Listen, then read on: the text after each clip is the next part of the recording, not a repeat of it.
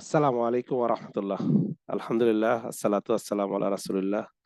দেখতে, দেখতে আমরা রমাদানের ১০ম রমাদানে চলে আসছি। তার মানে প্রায় ৩ ভাগের ১ ভাগ রমাদান আমাদের কাছ থেকে বিদায় নিয়েছে। আর মাত্র ৩ ভাগের ২ ভাগ রমাদান আমাদের সামনে আছে। সো আল্লাহ আমাদের এই ১০ দিনের রমাদানে আমরা যে ইবাদত করেছি সেগুলো কবুল করুক এবং সামনের রমাদানে যাতে আল্লাহ আমাদেরকে আরো নেক কাজ বেশি বাড়িয়ে দিতে পারি এবং সেভাবে করতে পারি সেই তৌফিক দান করুক এবং আমাদের ঈমান বৃদ্ধি করে দিক। আমরা আলহামদুলিল্লাহ ঈমানের আলোচনা করতেছিলাম। তো আমরা ঈমানের ৩ ভাগের ২ ভাগের কিছুটা আলোচনা হইছে। তো গতকাল আমরা তাওহীদ আর উলুহিয়াত নিয়ে আলাপ করছিলাম। তো যেখানে আমরা কোরআনে ইলাহ শব্দের ব্যবহারটা কিভাবে আসছে বা আল্লাহ সুবহানাহু ওয়া তাআলা কোরআনে কোথায়, কোথায় আল্লাহ সুবহানাহু ওয়া তাআলাই একমাত্র প্রকৃত ইলাহ এটাই ব্যবহার করছেন। আর তাছাড়াও মানুষ যাদেরকে ইলাহ ভাবে যেটা আল্লাহ উল্লেখ করছেন সেটা একটা দেখছি যে আল্লাহ আমাদের কি বলছেন যে আমরা আমাদের প্রবৃত্তিকে ইলাহ বানায় নিছি। যে যে মানুষদের মধ্যে কেউ এবং এটার মধ্যে আমরা নিজেদেরকে কারণ আমরা যখন কোরআন পড়ি তখন অনেক সময় এটা ভাবি যে কোরআনের এই আয়াতটা মনে হয় আমার জন্য না। আমি ছাড়া বাকি সবার জন্য। কিন্তু আসলে কোরআন পড়ার একটা সুন্দর তরিকা হলো সালাফরা এইভাবে করতেন যে তারা যখন কোনো আয়াত পড়তেন তারা মনে করতেন এই আয়াতটা আল্লাহ সুবহানাহু ওয়া তাআলা আমার উপর নাজিল করছেন কিনা। যে এটা কি এইটার জন্য আমার জন্য কি কথা আছে। আচ্ছা, আমার কথা কি শোনা যাচ্ছে স্পষ্ট? তো তো আমরা যেমন ধরেন অনেক আয়াত আছে যে ইয়া আইয়ুহাল্লাযিনা আমানু বলা হয় সেটা তো আমরা নিজেদেরকে ঈমানদার মনে করে দেখে মনে করি যে সেই কথাটা আমাদেরকে বলতেছে। কিন্তু যখন বলা হয় ইয়া আইয়ুহাল্লাযিনা কাফারু অথবা ইয়া মুনাফিকুন তখন দেখা যায় আমরা মনে করি কি আমাদেরকে মনে হয় বলা হচ্ছে না। কিন্তু আমাদের একটু চিন্তা করা উচিত যে এই যে কাফেরদের যে বৈশিষ্ট্য বা মুনাফিকদের যে বৈশিষ্ট্য আল্লাহ সুবহানাহু ওয়া তাআলা উল্লেখ করতেছেন সেই বৈশিষ্ট্যটা আমাদের মধ্যে আছে কিনা। থাকলে এটা কিরকম আছে। তো এইভাবে একটু চিন্তা করলে দেখা যাবে যে কোরআনের ইমপ্যাক্টটা আমাদের উপর বেশি পড়তো। আর আমরা যদি চিন্তা করি না আমি নাই, তাইলে কিন্তু কোরআন যেইভাবে আমাদেরকে সংশোধন করতে যাচ্ছে, সেই সংশোধনটা কিন্তু হওয়া সম্ভব না। তো যেটা বলতেছিলাম যে দেখেন গত ক্লাসে আমরা এটা নিয়ে আলাপ করছি যে আমরা গত ক্লাস শেষ করেছিলাম যে আমাদের খুঁজে বের করা দরকার যে আর কাকে, কাকে আমরা ইলা বানাইছি নিজেদের প্রবৃত্তি ছাড়া। কার কথায় আমরা জীবনযাপন করতেছি। ঠিক আছে? তো আপনারা আশা করি চিন্তা করছেন। তো এদের মধ্যে আল্লাহ যেমন বলছে যে একটা নাম উল্লেখ করছেন যে বালক, বালক এরকম একটা শব্দ আরবিটা বাংলায় লিখলে আসলে এরকমই হয়। যে সূরা আনামে ৭৪ নাম্বার আয়াতে এই কথা বলছে যে তোমরা কি আল্লাহকে ছেড়ে তাকে মিথ্যা একটা উপাস্যকে ইবাদত করছো? তার মানে আমরা যেমন বিভিন্ন নামকেই ইবাদত করে মানুষ বিশেষ করে অমুসলিমরা, মুশরিকরা যারা আ ও মানে শিরক করে আল্লাহর সাথে সরাসরি মাটির মূর্তিকে পূজা করে। তারা এরকম বিভিন্ন নামকে পূজা করে, রাইট? এবং আলেমদেরকে ইলাহ বানানোর ব্যাপারে বলা হচ্ছে যে তারা তাদের আলেম বা দরবেশদেরকে ওই দরবেশদেরকে আল্লাহ ব্যতীত তাদের ইলাহ বানিয়ে নিয়েছে এবং মরিয়ম পুত্র ঈসাকেও। তার মানে ভালো ব্যক্তিদেরকেও ঈসা আলাহ ইসলাম তো নবী ছিলেন আল্লাহ, তাই না? তো তাকেও তারা কি করছেন? তারাও ইলাহ বানায় নিছে ঈসা আলাহ ইসলামকে এবং তাছাড়াও আলেমদেরকে দরবেশদেরকে। তো এই আয়াতটা শুনে যে আপনার হাতেম তাইয়ের ছেলে আদি ইবনে হাতেম তাই সে আল্লাহ রাসূল সাল্লাল্লাহু আলাইহি ওয়াসাল্লাম জিজ্ঞেস করছে মানে তারা তো ইহুদি ছিল। তারা বলছে না আমরা তো আলেম বা দরবেশদেরকে ইলাহ মানি না।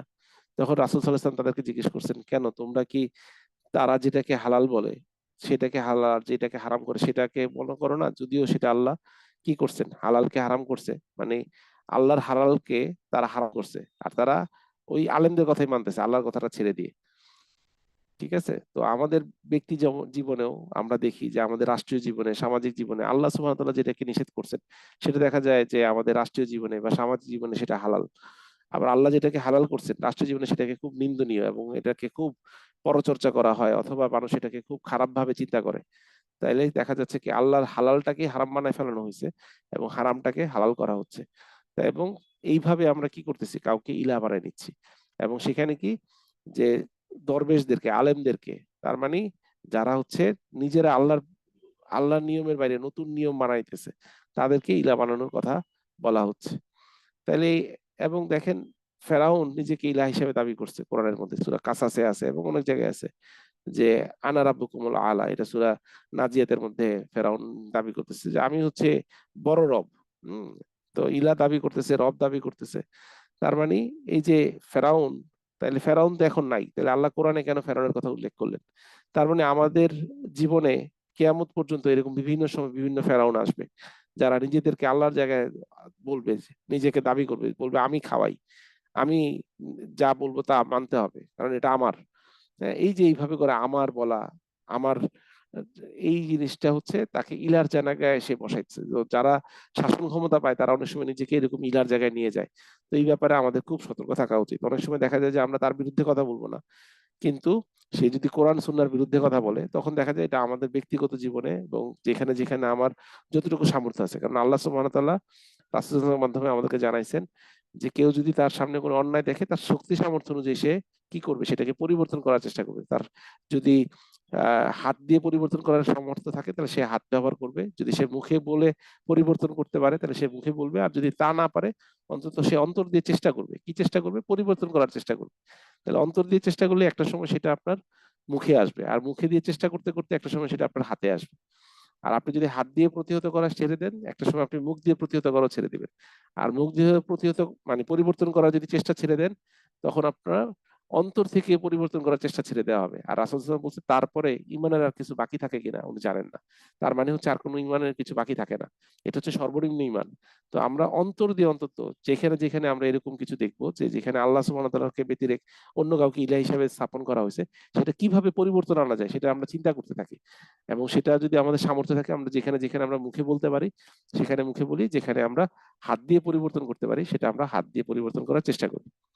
তো ইলাহ নিয়ে আমরা মোটামুটি কিছুটা আলাপ করলাম, কিন্তু এটা নিয়ে আসলে আরো অনেক আলোচনা দাবি রাখে। কিন্তু যেহেতু আমরা চাচ্ছি যে খুব অল্প সময়ে আরো অনেক কিছু বিষয় কভার করতে, যখন আমরা আখিরাত নিয়ে একটু কিছু কভার করতে চাই, আমরা রিসালাত নিয়ে কিছু কথা বলতে চাই, যেহেতু আমরা 15 মিনিট করে আলাপ করতেছি, তো অতটুকু আলাপেই যদি আল্লাহ আমাদেরকে আল্লাহ তৌফিক দেয় সেটাই আমাদের জন্য হয়তো যথেষ্ট হবে। আমরা এই নিয়ে আরেকটু পড়ালেখা করবো। সবাইকে আমি অনুরোধ করবো যা আমরা আলোচনা করছি সেই অনুযায়ী আপনারা আরো পড়ালেখা করবেন। আরো অনেক সুন্দর সুন্দর বই আছে, আমিও আপনাদেরকে কিছু বই দেওয়ার চেষ্টা করব বা কিছু লিঙ্ক দেওয়ার চেষ্টা করব, আপনারা হয়তো এখান থেকে উপকৃত হতে পারেন। তো আমরা আজকে তাওহীদের আরেকটা প্রকার, যেটা হচ্ছে আরেকটা ভাগ, তাওহীদ আল আসমা ও সিফাত। আসমা মানে ইসিম থেকে আসছে নাম, এবং সিফাত মানে হচ্ছে গুণাবলী, যেটা আমরা বুঝি যে আল্লাহর নাম ও গুণাবলীর ক্ষেত্রে একত্বকে মানা, মানে আল্লাহর এক, যে আল্লাহর নাম এবং গুণাবলীতে আর কেউ শরীক নাই, এটা আল্লাহ একক। তো এর অর্থ আল্লাহ তার নাম, তার সুন্দর নাম সমূহ গুণাবলীতে একক। এই নামটা, এই গুণাবলীটা আল্লাহর যেভাবে, আল্লাহর নাম যেভাবে আল্লাহর গুণাবলী আল্লাহ আমাদের কাছে বর্ণনা করছেন, এইটা আর কারণ নাই। এইটা ইউনিক, আল্লাহ সুবহানাহু ওয়া তাআলার জন্য খাস। এটাই হচ্ছে তাওহীদ আল আসমা ওয়া সিফাত। এবং কোন সৃষ্টির তুলনা করা যাবে না। যে আল্লাহ শুনেন, তো আল্লাহ শোনার সাথে কোন সৃষ্টির শোনার তুলনা করা যাবে না। আল্লাহ দেখেন, আল্লাহর দেখার সাথে আমরাও দেখি, কিন্তু এটা তুলনা করা যাবে না। আমাদের দেখা আমাদের মতন, আল্লাহর দেখা আল্লাহর মতন। আল্লাহ সব কিছু দেখতেছেন। হ্যাঁ, তো এইটা নিয়েও অনেক সময় কি হয়, এটা নিয়েও বিভিন্ন ভ্রান্ত আকীদাররা ভিন্ন মত অবলম্বন করে। যেমন ধরো অনেকে বলতেছে আল্লাহর হাত আছে, এখন অনেকে বলে আল্লাহর হাত তো নাই, এটা তো আসলে একটা কুদরতি হাত। কিন্তু আমরা বলবো এটা আল্লাহর হাত আছেন, আল্লাহ যেহেতু বলছেন এটা আল্লাহর হাত আছে, এটা আল্লাহর হাত আল্লাহর মতো। তারপরে আল্লাহর পা আছে, তা আল্লাহর পা, আল্লাহর পা আল্লাহর পায়ের মতো। কারণ আল্লাহর পা কোথায় আছে জানলাম যে হাদিসে, আমরা এটা সবাই জানি যে রাসূল সাল্লাল্লাহু আলাইহি ওয়াসাল্লাম বলছেন যে আখিরাতে যখন জাহান্নামে, জাহান্নামীদেরকে ফেলা হবে, তো জাহান্নাম বারবার বলতে থাকবে আরো আছে, আরো আছে, আরো দাও। সব জাহান্নামী ফেলার পরেও জাহান্নাম আর তৃপ্ত হবে না, সে বলতেছে আরো আরো আরো দিতে। তো তখন আল্লাহ সুবহানাহু ওয়া তাআলা তার পা কি করবেন, পা জাহান্নামের উপর রাখবে, তখন জাহান্নাম বলবে বাস বাস বেশ, আর হইছে, আর লাগবে না, আর লাগবে না, পূর্ণ, মানে এখন সে পূর্ণ হয়ে গেছে, তখন সে আর আর যাবে না। তো এই যে ব্যাপারটা, তো এই যে এই জিনিসটাকে, আল্লাহর পা আছে, তো এটা কেমন পা? এটা আমাদের পায়ের মতন না। হ্যাঁ, তো অনেকে আবার যদি বলে যে না আল্লাহর পা, হ্যাঁ এটা কেমন হয় আমাদেরই মতন পা, না, এটা আমরা চিন্তাও করতে যাবো না। এটা চিন্তা করলে আমরা কি হব, বিভ্রান্তিতে পড়ে যাব। আল্লাহর পা আল্লাহর মতন। এখন এটা কেউ অস্বীকার করতে পারে না যে না আল্লাহর পা আসলে আল্লাহ আমাদের বোঝানোর জন্য বলছে, কিন্তু আসলে আল্লাহ যেহেতু বলছেন আমরা এটা বিশ্বাস করতেছি, এর থেকে বেশিও বিশ্বাস করব না, আবার কমও বিশ্বাস করব না। হ্যাঁ, এই ধরা বেশি অতিরিক্ত ছাড়াছাড়িও করা ইসলামের মধ্যে জায়েজ নেই, অতিরিক্ত ধরাধরিও ইসলামের মধ্যে জায়েজ নেই। আমরা বেশি ধরতেও যাব না, বেশি ছাড়তেও যাব না। তো তাওহীদ আল আসমা ওয়া সিফাতের মূলনীতি হচ্ছে এই যে যে কথাগুলো বললাম তার ভিত্তিতে, যে আল্লাহর যে নাম ও গুণ কোরআন ও সহিহ হাদিসে বর্ণিত তা বিশ্বাস করতে হবে, এবং সেইভাবে বিশ্বাস করতে হবে।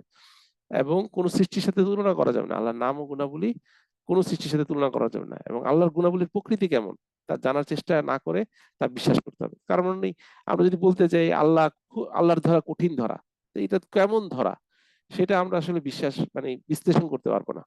হ্যাঁ, ইন্নাকা বাতাসা লাশাদীদ, যে আল্লাহর ধরা কঠিন ধরা।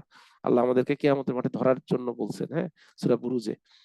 তো আল্লাহর নাম ও গুণাবলী বিকৃত করা বা ভুল ব্যাখ্যা করা যাবে না। তার মানে ওই যে আমার নিজের মতন করে ব্যাখ্যা করলাম যে এটা কুদরতি, হ্যাঁ, আমি এটা এইভাবে ব্যাখ্যা করব না, এটা আমাদের তাহলে ভুল ব্যাখ্যা হয়ে যাবে, এবং তখন আমরা ইমানের যে তাওহীদের যে বিষয়টা সেখান থেকে আমরা দূরে চলে যাব। তো কোরআন থেকে প্রমাণ কি? কোরআন থেকে প্রমাণ হচ্ছে সূরা আল আরাফের 180 নম্বর আয়াতে আল্লাহ বলছেন, আল্লাহ যার জন্য সুন্দর নাম সমূহ রয়েছে, তোমরা তাকে সে নাম ধরে ডাকো, এবং যারা তার নামের বিকৃতি হয় তাদেরকে ছাড়ো। তার মানে তাদেরকে আল্লাহর কাছে ছেড়ে দাও, আল্লাহ তাদেরকে দেখে নেবে। তার মানে আল্লাহর নামের মধ্যে কোনো বিকৃতি ঘটানো যাবে না।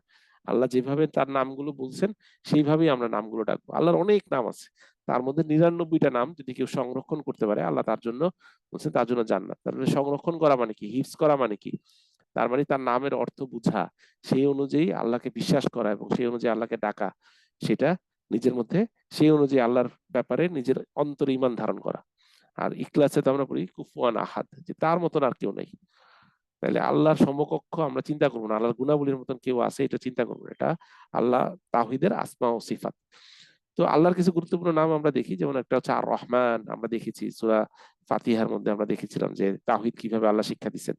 আল গাফুর, যে আল্লাহ ক্ষমাশীল। আল্লাহ কেমন ক্ষমাশীল? পরম ক্ষমাশীল। আল্লাহ সবকিছু ক্ষমা করতে পারেন, শিরক ছাড়া আল্লাহ সব গুনাহ ক্ষমা করবেন। তা আল্লাহ কিভাবে, এই যে অন্যায় অত্যাচার হয় মানুষের উপর, মানুষ জুলুম হয়, আল্লাহ কিভাবে ক্ষমা করবেন, এটা নিয়ে আমরা প্রশ্ন করবো না। আল্লাহ যদি ক্ষমা করতে চান, এটা আল্লাহ স্বাধীন। হ্যাঁ, আমরা তার উপরে কষ্ট করবো না। হ্যাঁ, আল্লাহ যদি কারোর উপর জুলুম হয়ে যায়, তাকে হয়তো আল্লাহ আবার এই যে ও একজনকে ক্ষমা করে দিলেন, আবার তাকে অন্য পুরস্কার দিয়ে দিবেন, তখন আল্লাহ সেও খুশি হয়ে যাবে যে না, তাকে ক্ষমা করে দেয়া হোক। তো সেই বিষয়টা নিয়ে আমরা খুব বেশি চিন্তা করতে যাব না। আল্লাহ আলিম, আল্লাহ সব জানেন। আল্লাহ কেমন জানেন এটা আমরা কখনো চিন্তা করে বের করতে পারবো না। আল্লাহ কত কিছু জানেন, কিভাবে জানেন। হ্যাঁ, আল্লাহ সামি, সব শুনেন, আমার কথা যেমন শুনতেছেন। হ্যাঁ, একেবারে মাটির নিচের কোনো যদি এই কেঁচো বা এই টাইপের পোকামাকড় যদি কোনো কথা বলতেছে বা কোনো আওয়াজ করতেছে, আল্লাহ সেটা শুনতেছেন। আবার বিশাল প্রাণী তিমি মাছ, হ্যাঁ, একেবারে মহাসাগরের গভীরে আলো আওয়াজ করতেছে, আল্লাহ সেটা শুনতেছেন। তো কে কোথায় কি আওয়াজ করতেছি, কি কথা বলতেছি, কি চিন্তা করতেছি, আল্লাহ সব জানেন, সব শুনেন। তো আল্লাহ বাসির, আল্লাহ সব দেখেন। তো আল্লাহ কিভাবে দেখেন এটা আমরা এখন চিন্তা করে বাইর করতে পারবো না। তাও আমরা এখন যেমন সিসিটিভি ফুটেজ দেখে অনেক কিছু চিন্তা করতে পারি যে আল্লাহর কাছে আমরা এরকম সিসিটিভি ফুটেজ আছে না, এর চেয়েও বেশি কিছু আছে। আল্লাহ 3D অ্যাঙ্গেলে দেখেন, আল্লাহ সব শুনেন এবং স্পষ্ট শুনেন। আপনারা আমার কথা যেভাবে স্পষ্ট শুনতেছেন, তার থেকেও স্পষ্ট আল্লাহ শুনতেছেন। তো এটা আমরা বুঝতে পারবো না যে একসাথে আল্লাহ কিভাবে এত মানুষের কথা শুনেন। তো এগুলো নিয়ে বেশি চিন্তা গবেষণা করতে গেলেও আবার অনেক সময় ঈমান হারা হয়ে যেতে হয়। সুতরাং আমরা যেভাবে আছে আমরা সেভাবেই মানবো, এটা নিয়ে আমরা আর বেশি বিশ্লেষণ করব না। তো আজকে আমরা এই আলাপটা করে শেষ করবো ইনশাল্লাহ, আমাদের হাতে আর 2-3 মিনিট সময় আছে। এটা খুব গুরুত্বপূর্ণ একটা আলাপ, যে আল্লাহ কোরআনে বলতেছেন তোমরা অধিকাংশ লোক ঈমান আনার পরে মুশরিক বা শিরক করো। আল্লাহ সুবহানাহু ওয়া তাআলা কোরআনে জানাচ্ছেন সূরা ইউসুফে 106 নম্বর আয়াতে, যে তাদের অধিকাংশ লোক আল্লাহর প্রতি ঈমান আনে কিন্তু সেই সাথে শিরক করতে থাকে। তার মানে শিরক অবস্থায় যদি আমরা ঈমান আনার পরে মারা যাই, তাহলে আমরা মুশরিক। হ্যাঁ, তো এবং এটা আল্লাহ একাধিকবার বিভিন্ন জায়গায় বলছেন। তো আমরা কোরআন পড়লে আমরা দেখতে পারবো। তো এটা কিভাবে সম্ভব, এর ব্যাখ্যাটা কি? তো দেখেন, আল্লাহ বলতেছে যে মানুষ মুখে বা মনে, আমরা হয়তো আল্লাহকে বলি যে মানুষ আমাদেরকে মুসলিম হিসেবে জানে। মুসলিম হিসেবে জানা মানে আমরা কিছু না কিছু ঈমান আনছি, আল্লাহর প্রতি বিশ্বাস রাখি, যে আল্লাহ বিশ্বাস করি, ফেরেশতায় বিশ্বাস করতেছি। কিন্তু এই বিশ্বাসের মধ্যে আমাদের কি আছে? ঘাটতি আছে। এবং এখানে আমরা বিভিন্ন ভুল ব্যাখ্যার মাধ্যমে, আমরা বিভিন্ন কাজের মাধ্যমে এই শিরক মিশাই ফেলাই। ঠিক আছে? যেমন আমরা মনে করতেছি যে হ্যাঁ, আল্লাহ ছাড়াও আরো সাহায্যকারী আছে, আল্লাহ কাউকে সাহায্যকারী করে। যেমন আমি লিটারেলি, আমাকে একজন, আমি যখন ছোট ছিলাম একজন এসে বলতেছে যে 40 জন কুতুব আছে, পৃথিবীকে 40 জন কুতুব চালায়। হ্যাঁ, এবং এইটা বিশ্বাস না করলে নাকি আমার ইমান নাই। তো সুবহানাল্লাহ, সে এটার বিরুদ্ধে কি দলিল দিবে? এবং সে বলতেছে আমার 3 ছেলে।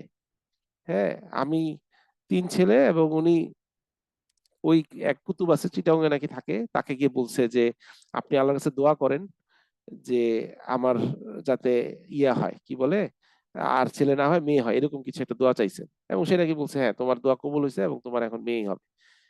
এবং তার মেয়ে হয়েছে। দেখেন আল্লাহ সুবহানাহু ওয়া তাআলার কি হিসাব। তো আল্লাহ কেন দিচ্ছেন? আল্লাহ তো চাইলে তারা চেঞ্জ করে দিতে পারতেন, কিন্তু দিচ্ছেন এই জন্য যে তুমি যেটা ধারণা করছো, তোমার ধারণায় তুমি কি করলা, আরো পড়ে গেলা। এবং সে ওই কুতুবের উপর এমন বিশ্বাস আনছে, সে আমাকে বলছে দেখেন কুতুব যদি না হইতো, কুতুব বলছে দেখে আমার মেয়ে হয়েছে। তো এখন দেখেন তো এই কুতুবের কাছে কয়জন লোক যায়, আর কুতুব কি সবার ছেলে মেয়ে কি নির্ধারণ হয় এটা নির্ধারণ করে দেয়? তাহলে দেখেন কত একেবারেই কত একটা নিচু ধারণা আল্লাহ সুবহানাহু ওয়া তাআলার ব্যাপারে। আল্লাহ সুবহানাহু ওয়া তাআলার যে কুতুবদের উপর নির্ভর করতে হয়, আল্লাহ সুবহানাহু ওয়া তাআলা এত ক্ষুদ্র। ইন্না লিল্লাহি ওয়া ইন্না ইলাইহি রাজিউন। আল্লাহ তো মানুষের মতন না, আল্লাহ তো আল্লাহর মতন, তাই না? আল্লাহ সব দেখেন, সব শুনেন, আল্লাহ সব ক্ষমতার অধিকারী, শাইউন কাদির, আল্লাহ সবকিছুর উপর ক্ষমতাবান। সেখানে আমরা কিভাবে মনে করতেছি যে না, আল্লাহ সাহায্যকারী, আল্লাহ রক্ষাকারী ছাড়া আরো কেউ আছে? আমরা গাউসুল আজম বলি, ঠিক আছে? তো আল্লাহ ছাড়া অন্য কাছে সাহায্য চাওয়া, যেমন আমরা মৃত ব্যক্তি বা ফকির পীর মাজারের কাছে সাহায্য চাই। কুসংস্কার, তাবিজ কবজে বিশ্বাস করা, হ্যাঁ, আমাদের সাফল্য, সফলতা, কোরআন সুন্নাহ বাইরে অন্য কিছুর উপরে বিশ্বাস করলাম। হ্যাঁ, মানুষকে আল্লাহ সমতুল্য মনে করা, কোন কোন ধর্মীয় ব্যক্তি বা নেতাকে এমন সম্মান করা যেভাবে আল্লাহকে সম্মান করা হয় না, তাকে সম্মান করি সে আল্লাহর কথার উপরে আছে দেখে। সে যদি আল্লাহর বিরুদ্ধে কোনো কথা হয়ে যায়, এটা তার ভুল হইতে পারে। তার জন্য আমি হয়তো তাকে হয়তো যদি পারি সেভাবে আমি ভদ্রভাবে তাকে বলতে চাই যে এটা কি ঠিক আছে কিনা, বা কোনো কারণে ভুল হয়েছে কিনা। যেমন আমারও অনেক ভুল হয়ে যেতে পারে, তা আপনারা অবশ্যই বলবেন। এবং যেটা একটা সর্বনাশা কথা, যেটা নিয়ে আমরা হচ্ছে খুব কম কথা বলি, সেটা হচ্ছে যে আল্লাহ যেটাকে আইন করছেন সেই আইনকে বাদ দিয়ে যদি আমরা অন্য কোনো আইনকে আল্লাহর আইন থেকে শ্রেষ্ঠ মনে করি, তাহলে কিন্তু আমরা ইমান থেকে বের হয়ে যাব। কারণ আমরা আল্লাহর আইনের বাইরে অন্য কোনো আইনকে তার সমতুল্য অথবা তার থেকে ভালো মনে করতেছি। যে না, আল্লাহর আইন এটা অনেক আগের আইন, এখন যে নতুন আইন আসছে সেটা আসলে আধুনিক আইন। এইভাবে যদি কেউ চিন্তা করে, তাইলে কি হয়ে যাচ্ছে? সে শিরক করতেছে, শরিক করতেছে। যে না, আল্লাহ ছাড়াও কি করতে পারে? কেউ আইন দিতে পারে? আল্লাহ বলছেন একমাত্র আইন দিব আল্লাহর আইন, মানে আল্লাহ সবকিছু সৃষ্টি করছেন, পৃথিবী সবকিছু আল্লাহর আইনে চলে। একমাত্র মানুষকে আল্লাহ স্বাধীনতা দিচ্ছেন, আর সেই স্বাধীনতা ব্যবহার করে মানুষ নিজের জন্য নিজে আইন তৈরি করতেছে। তো আল্লাহ আমাদেরকে বুঝার তৌফিক দান করুক। আমরা এই জিনিসগুলো থেকে, এই যে দেখেন যে লাস্ট যেই পয়েন্টটা বললাম, এটা নিয়ে আরেকটু গভীর চিন্তা করার চিন্তা করি, যে এইভাবে করে আমরা দেখা যাবে যে বিপদে পড়ে যেতে পারি। তা আল্লাহ আমাদেরকে হেফাজত করুক। এবং 10 রমাদান হয়ে গেছে, সবাই সবার জন্য দোয়া করি। আমরা ইফতারের আগ মুহূর্তে দোয়া কবুলের সময় আমরা মুমিনরা, সব মুমিনদের জন্য দোয়া করি, যারা আমাদেরকে ছেড়ে চলে গেছেন তাদের জন্য দোয়া করি। আল্লাহ তাদেরকে বেহেশত নসিব করুক, তাদের গুনাহগুলোকে চিরজীবন কিয়ামত পর্যন্ত ক্ষমা করে দিক, কবরের আযাব বন্ধ করে দিক। এবং আমরা যারা বেঁচে আছি তাদেরকে যাতে জান্নাতের অধিবাসী করে আল্লাহ আমাদেরকে জান্নাতে, আমাদেরকে আল্লাহর কাছে নিয়ে যান। এবং আমাদের সন্তানরা, আমাদের পাড়া প্রতিবেশী সবাই যাতে ইমানের সাথে থাকতে পারে, সেই জন্য আমরা আল্লাহর কাছে বেশি বেশি দোয়া করি। আজকে এইখানেই শেষ করতেছি। সুবহানাকাল্লাহ বিহামদিক, আশহাদু আল্লা ইলাহা ইল্লা আনতা আস্তাগফিরুল্লাহ ওয়া আতুবু ইলাইক। আসসালামু আলাইকুম ওয়া রাহমাতুল্লাহি ওয়া